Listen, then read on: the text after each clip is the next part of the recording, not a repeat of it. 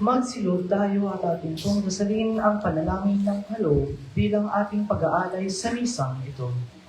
Panginoon, tanggapin mo po ang aming halo, bunga ng aming pinagpaguran at ang pagunlad ng mga kalog na iyong bigay. Basbasan mo kami at ang aming mga handog, gawin mo kami kasangkapan sa pagpapalaganap ng iyong kaharian. Amen. Magsitayo tayo.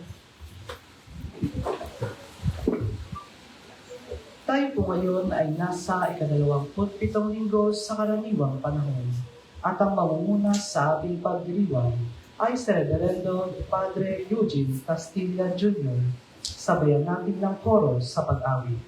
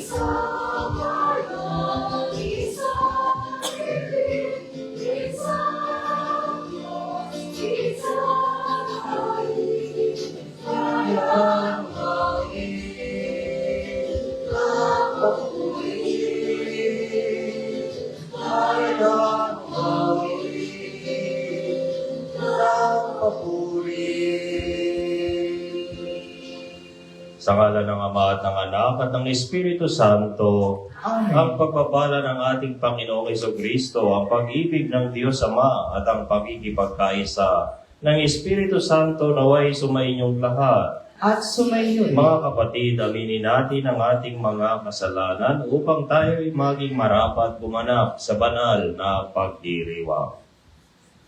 Inaamin ko sa makapangyarihang Diyos at sa inyong mga kapatid na lubha akong nagkasala sa isip, sa salita, sa gawa, at sa aking pagkukulang. Kaya isinasamo ko sa mahal na Birheng Maria, sa lahat ng mga anghel at mga banal, at sa inyong mga kapatid na ako'y panalangin sa Panginoong ating Diyos. Kawaan tayo na makapangyarihang Diyos, patawarin tayo sa ating mga kasalanan, at patnubayan tayo sa buhay na walang hanggan. Amen. Panginoon, kaawaan mo kami. Panginoon, kaawaan mo kami. Kristo, kaawaan mo kami. Kristo, kaawaan mo kami. Panginoon, kaawaan mo kami. Panginoon, kaawaan mo kami.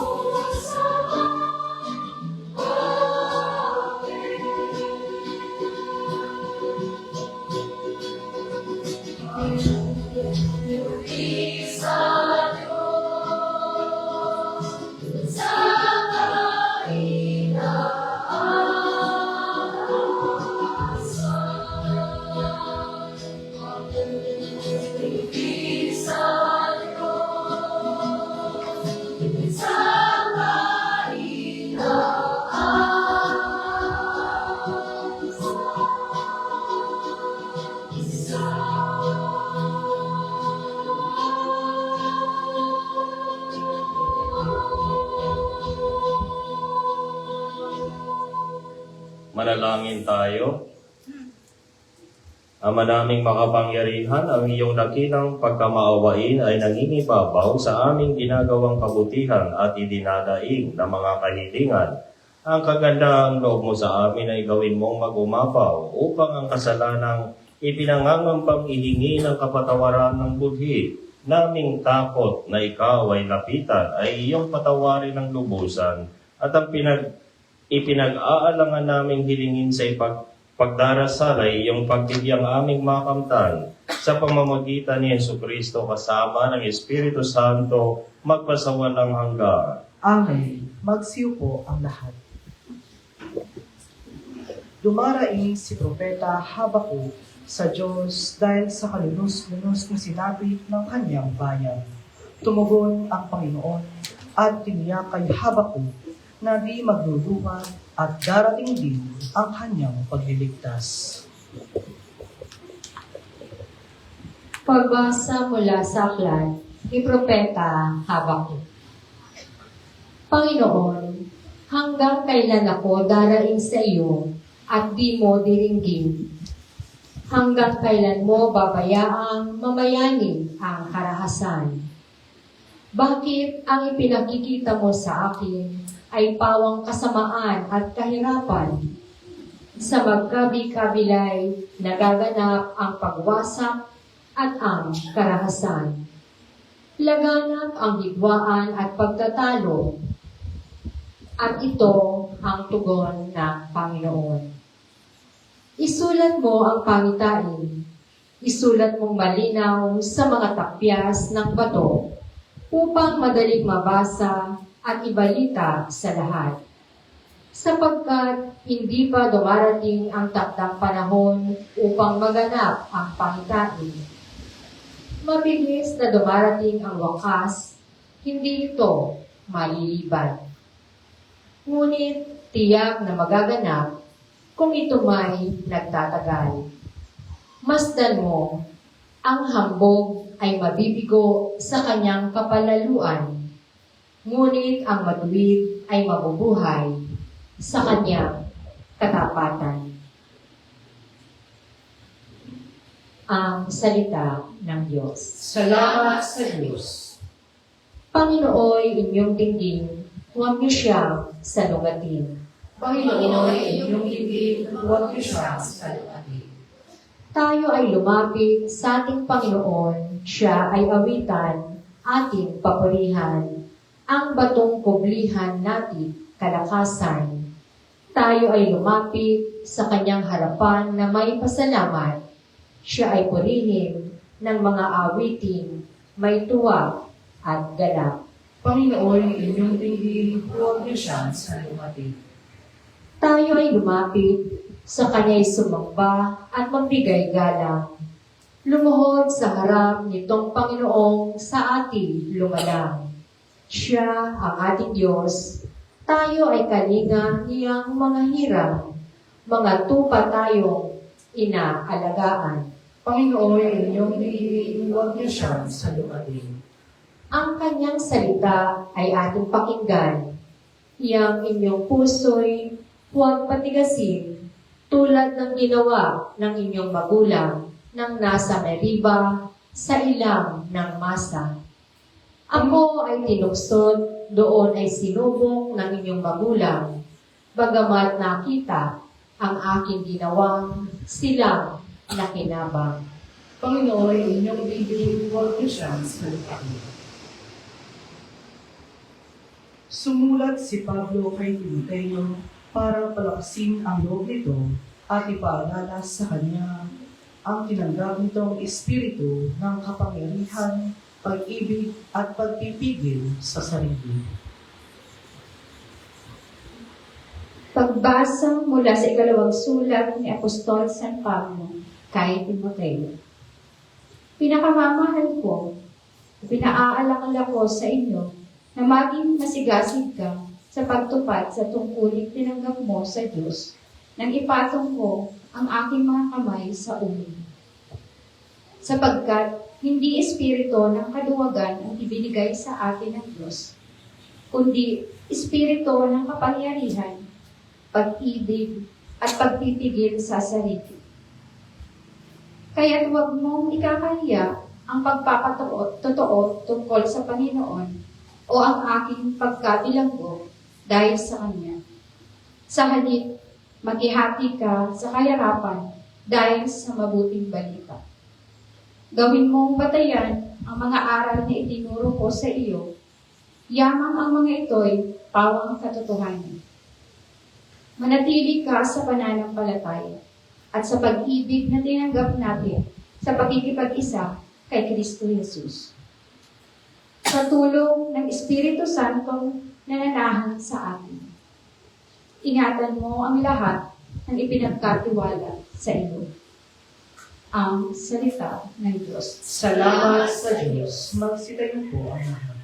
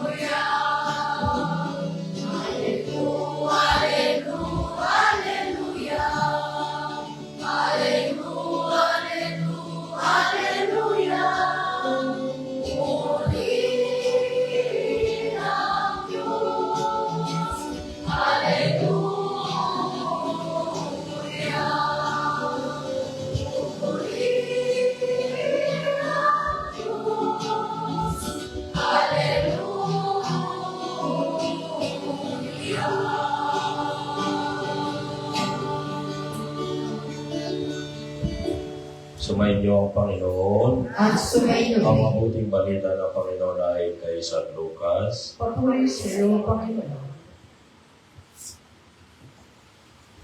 Noong panahong iyon, sinabi ng mga apostol sa Panginoon, dagdagan po ninyo ang aming pananalig sa Diyos. Tumugon ang Panginoon, kung maging sinlaki man lamang ng butil ng mustasa, ang inyong pananalig sa Diyos, masasabi ninyo sa puno ng sikamorong ito, mabunot ka at matanim sa dagat at tatalima ito sa inyo. Ipalagay natin kayo'y may aliping nag-aararo o nagpapastol kaya ng tupa. Pagkagaling niya sa bukid, sasabihin ba ninyo sa kanya, halika at nang makakain ka na?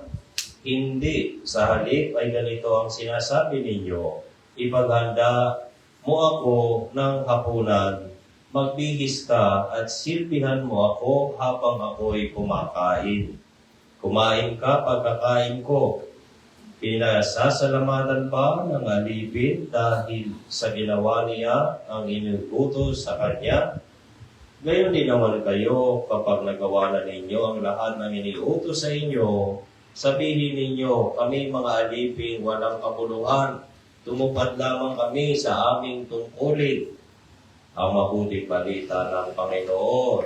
Pinupuri ka namin, Panginoon sa Kristo. Magsiupo ang lahat. Sinabi ng mga apostol sa Panginoon, dagdagan po ninyo ang aming pananalig sa Diyos. Ano po ang ibig sabihin ng pananalig? Ito po ay ang ating taos-pusong pagtaas ng isip, puso, kalooban, kaluluwa at buo nating pagkatao sa Diyos. Total surrender. Kapag ikaw ay surrender, ipinapaubaya mo ang iyong sarili, ang iyong presente, ang kasalukuyan, at ang kinabukasan. Sa madaling sabi, naniniwala tayo sa kapangyarihan ng Diyos na ang kanyang kalooban ay mangyayari. Ano ang kalooban niya para sa atin bukas, sa mga darating na araw? Ano ang kalooban niya para sa atin ngayon, sa kasalukuyan? Yan, we totally surrender to God. Yan ang pananalig. Kapag tayo nananalig sa Diyos, sinasampalatayanan natin ang lahat ng tungkol sa Kanya. Yung mga doktrina na tinuro ng simbahan, na ang Diyos daw ay Ama, Anak, at Espiritu Santo. Ibig sabihin lahat ng revelation, kapahayagan o papaano nagpahayag ang Diyos sa atin. Pero sabi ng mga alagad, dagdagan po ninyo ang aming pananalig. Ang ibig sabihin ba, maliit ang kanilang pananalig sa Diyos? Marahil nasabi nila ito dahil medyo nahihirapan silang sundin ang mga utos ng Panginoon. Sige, kung kayong tatanungin, ano ba mga utos ng Diyos? Sasabihin nyo, may 10 utos ang Diyos. So kung kayo'y naniniwala sa Diyos, susundin nyo ang 10 utos ng Diyos. So sa madaling sabi, ang pananalig ay ang pagtalima sa utos at ang produkto ng utos na ito, walang iba kundi ang pag-ibig ng Diyos. Sino bang unang umibig sa tao? Ang Diyos. Sinong naunang umibig? Ang Diyos ba o ang tao? Ang Diyos, inibig niya ang tao. Kaya nga nilikha niya ang tao. Kaya nauna ang Diyos reaching out to us. At tayo ay tumutugon lang sa kanyang pag-ibig o sumasagot.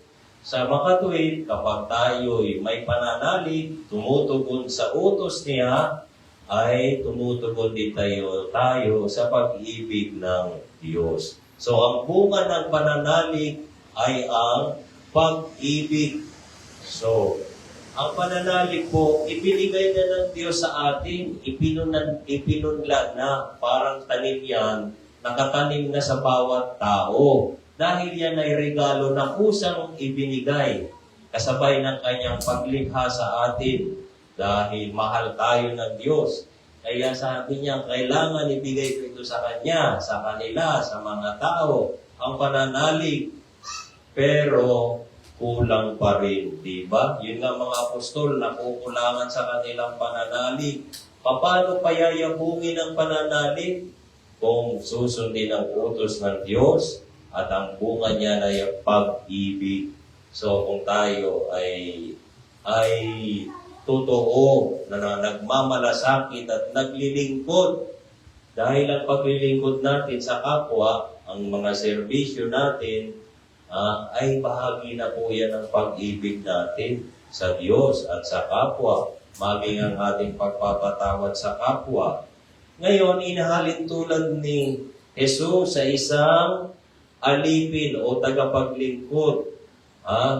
Ano ang ginawa nitong alipin? Marahil nag-alaga siya ng tupa, nagpapastol, galing siya sa labas. At anong gagawin? Pagkatapos niya magpastol, magpakain ng tupa, mag-araro o magtanim, uuwi siya sa bahay, di ba? Anong gagawin niya? Siya ba ay hihilata na? Magpapahinga na? Hindi niya pa gagawin yun dahil meron siyang amo. Anong sasabihin? Ipaghanda mo ako nga ng pagkain. So, susundin niya na naman yung sinabi. Magluluto na naman siya. Ipaghahanda ng pagkain. Ano pang sabi? Ha? Mamaya ka na kumain pagkatapos ko kumain. So, susundin ito ng alipin, yung utos. So, kung sinunod niya ang utos, ginawa niyang lahat, nagpastol siya ng tupa, nag-araro siya, nagtanim at namunga, at siya ay inalagaan niya ang kanyang master. Dapat ba siyang pasalamatan doon? Sabi sa Ebanghelyo, kapag nagawa na ninyo ang lahat ng iniutos sa inyo, sabihin niyo, kami mga aliping walang kapuluhan. Tumupad lamang kami sa aming tungkulin. So kapag sinunod niyo yung utos ng Diyos, tumutupad lang kayo sa tungkulin. Wala namang extraordinary doon. Ibig sabihin dito, pag sinabing extraordinary, parang hindi siya pangkaraniwan. So wala namang pangkaraniwan doon dahil tinupad lang natin ang ating tungkulin. So tingnan ninyo ang inyong sarili. Ano bang tungkulin ang binibigay ng Diyos sa inyo ngayon? Meron kayong trabaho, profesyon, may tungkulin kayo doon. May tungkulin kayo sa pamilya bilang magulang, may tungkulin kayo sa simbahan, may tungkulin kayo sa komunidad. Yan ay ibinigay sa inyo, di ba? So, ang tungkulin na yan, may kapalit na responsibilidad, may kapalit na output. Dapat nakikita o dapat ipinapahayag sa pamamagitan ng action. So, meron siyang output.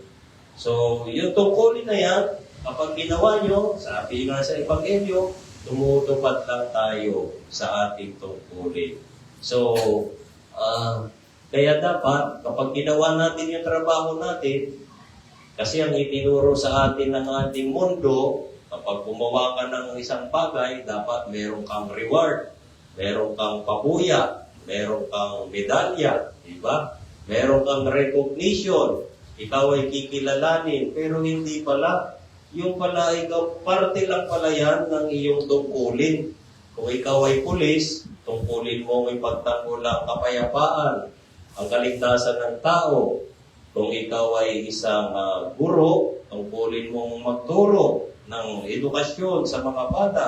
Kapag nagawa mo pala yan, ginagawa mo lang ang iyong tungkulin.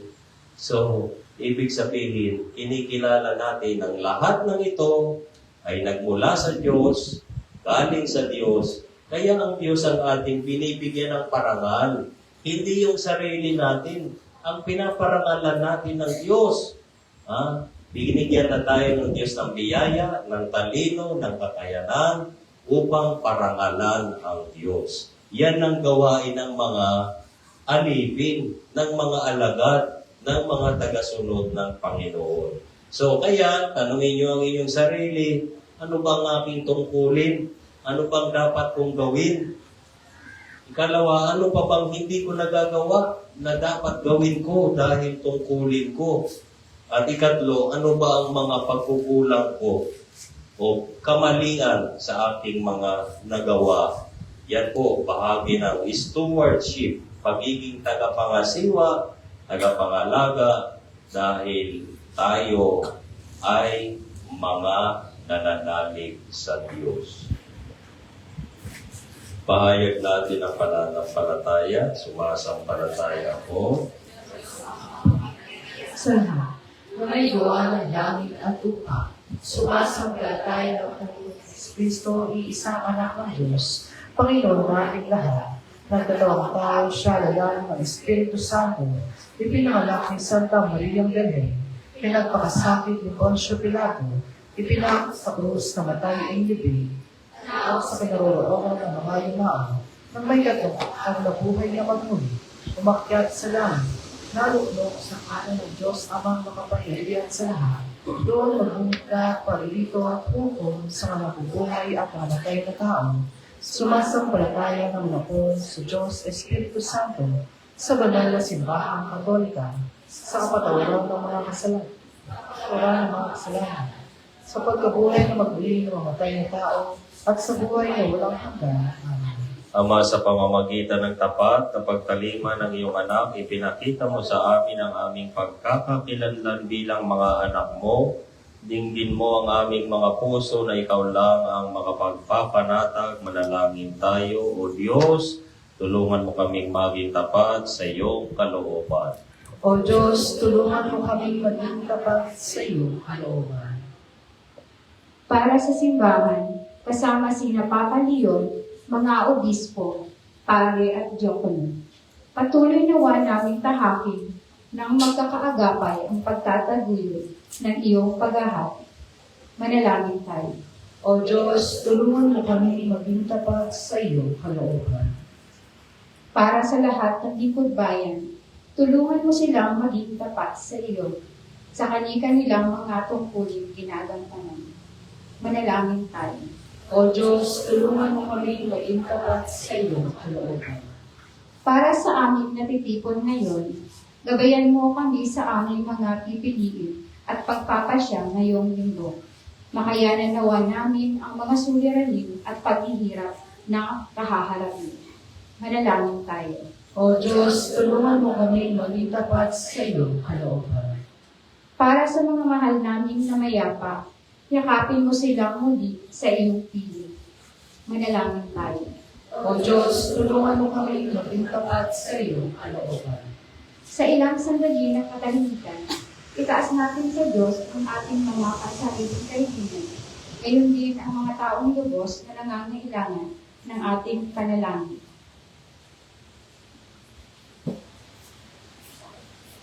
Manalangin tayo.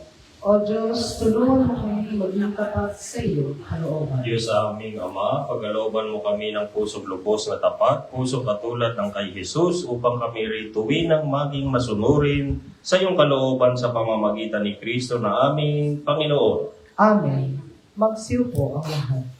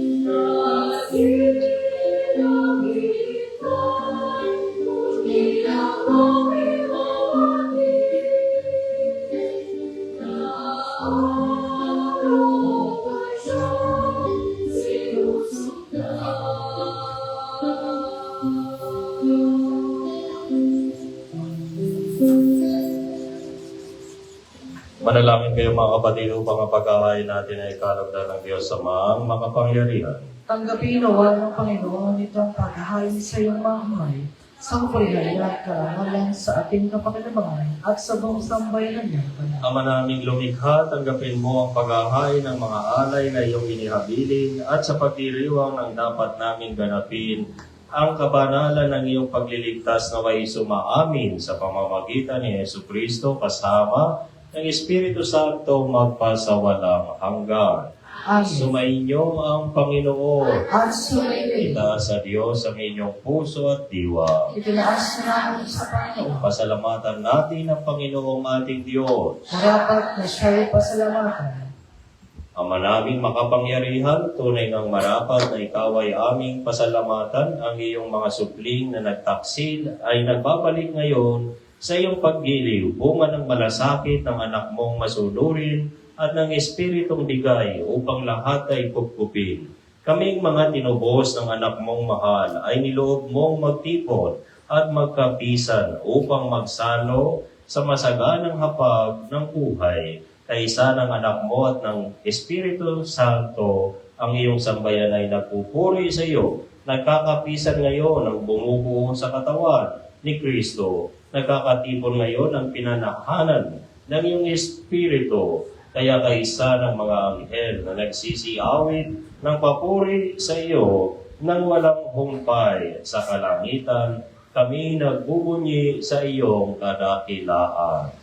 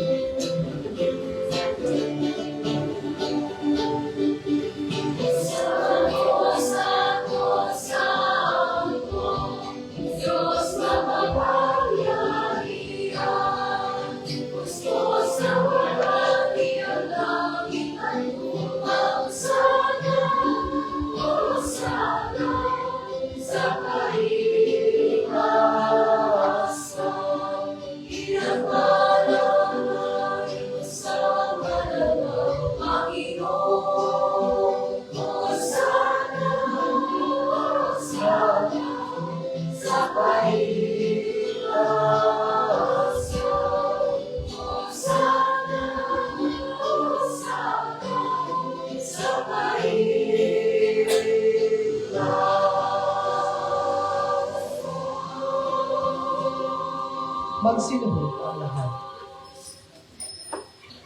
Ama naming banal, ikaw ang bukal ng tanang kabanalan, kaya sa pamamagitan ng iyong Espiritu gawin mong banal ang kaloob na ito upang para sa amin maging katawan at dugo ng aming Panginoong Hesukristo. Bago niya pinagtiis ang pusang loob na maging handog, hinawakan niya ang tinapay, pinasalamatan kaniya, pinaghati-hati niya iyon. Iniabot sa kanyang mga alagad at sinabi, tanggapin ninyong lahat ito at kanin, ito ang aking katawan na ihahandog para. Gayon din naman, nang matapos ang hapunan, hinawakan niya ang kalis, muli kaniyang pinasalamatan, iniabot niya ang kalis sa kanyang mga alagad at sinabi, tanggapin ninyong lahat ito at inumin, ito ang kalis ng aking dugo, ng bago, at walang hanggang tipan ang aking dugo na ibubuhos para sa inyo at para sa lahat sa ikapagpapatawad ng mga kasalanan. Gawin ninyo ito sa pag-alala sa akin.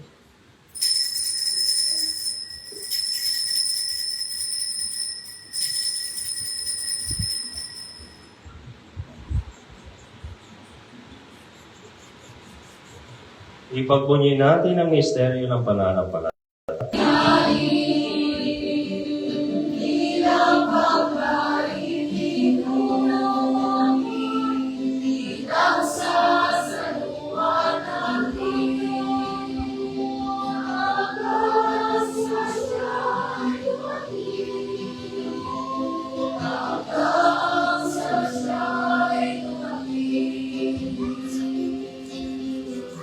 Ama, ginagawa namin ngayon ang pag-alala sa pagkamatay at muling pagkabuhay ng iyong anak, kaya tiniaalay namin sa iyo ang tinapay na nagbibigay buhay at ang kalis na nagkakaloob ng kaligtasan. Kami nagpapasalamat dahil kami minayong minarapat na tumayo sa harap mo para maglingkod sa iyo. Sinasamo namin kaming magsasalo-salo sa katawan at dugo ni Kristo ay mapuklod sa pagkakaisa sa pamamagitan ng Espiritu Santo. Ama, lingapin mo ang iyong simbahang laganap sa buong daigdig. Puspusin mo kami sa pag-ibig kaisa ni Leon, na aming Papa, at ni Milo Hubert, na aming obispo at ng Tanang Kaparian.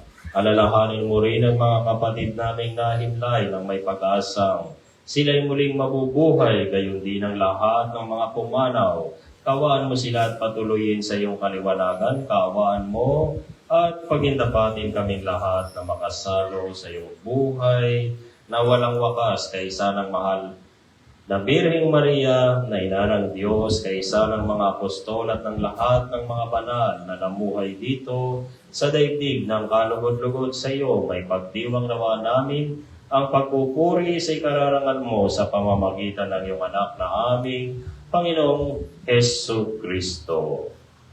Sa pamamagitan ni Kristo kasama niya at sa Kanya, ang lahat ng parangal at papuri ay sa iyo, Diyos Amang makapangyarihan, kasama ng Espiritu Santo magpasawalang hanggan.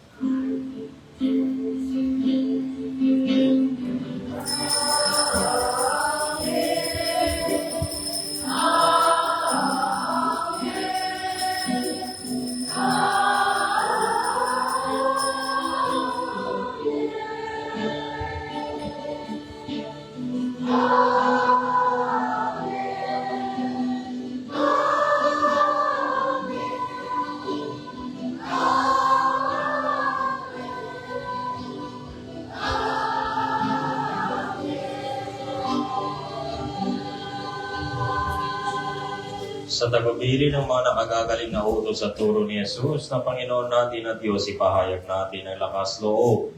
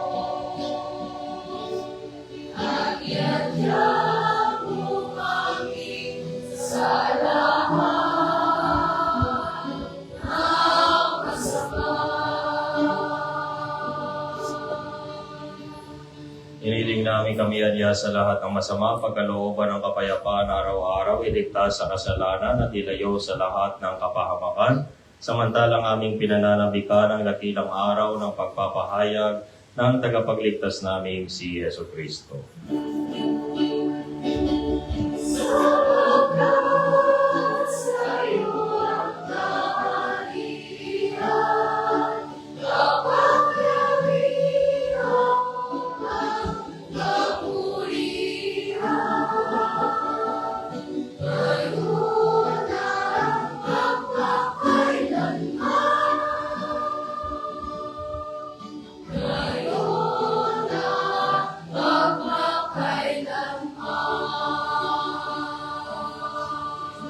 Panginoong Jesucristo, sinabi mo sa iyong mga apostol, kapayapaan ang iniiwan ko sa inyo, ang aking kapayapaan ang ibinibigay ko sa inyo. Tunghayan mo ang aming pananampalataya at huwag ang aming pagkakasala.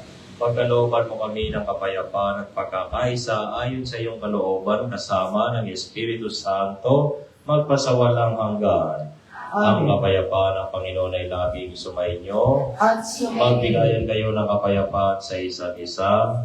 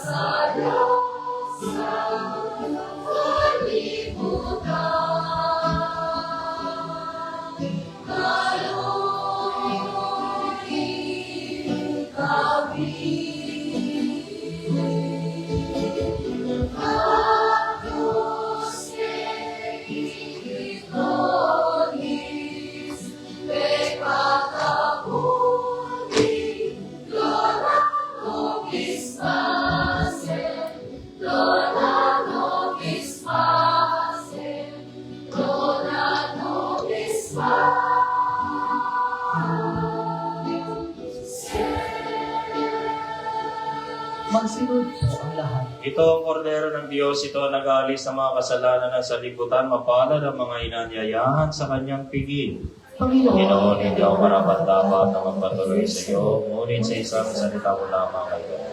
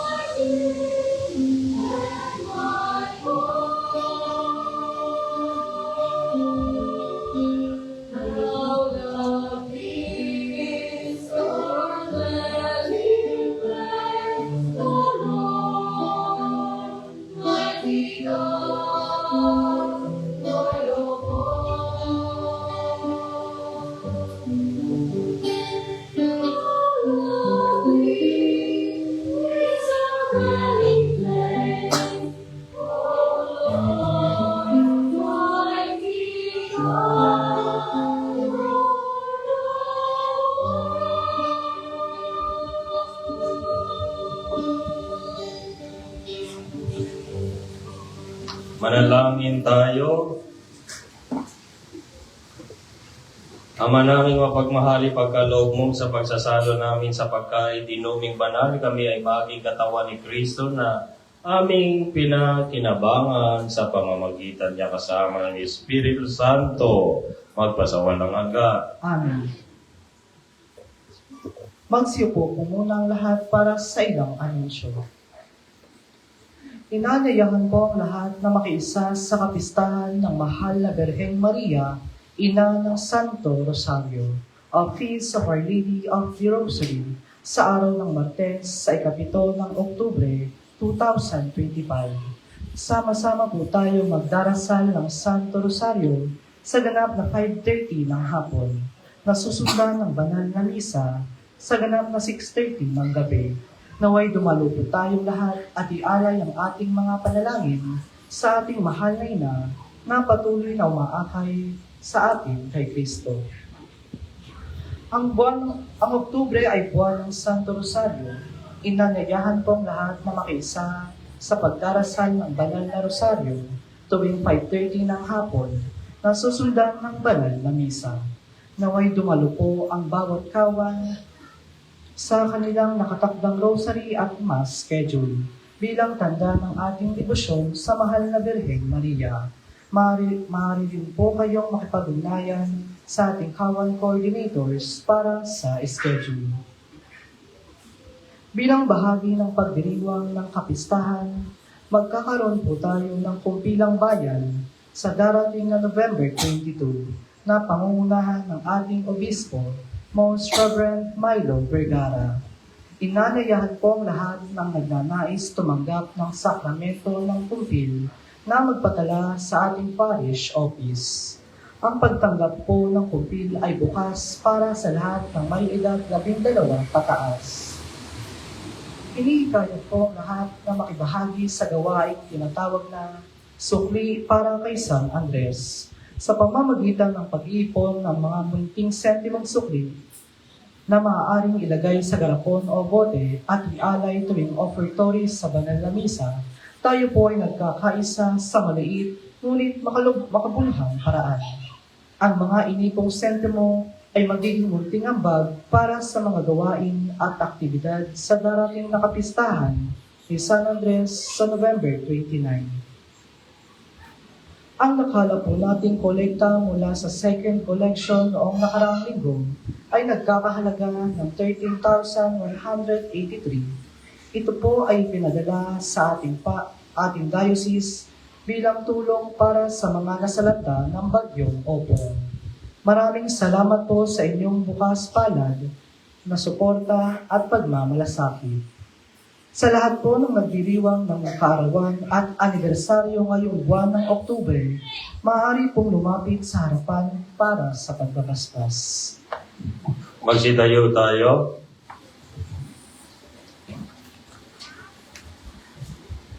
Sige na po, lapit na po. May the Lord in His love, mercy, cherish, and reinforce with His blessings these your servants celebrating the day of their birth. May they have many more happy years, all of them pleasing to you together with their family and good friends. This we ask through Christ our Lord. Amen.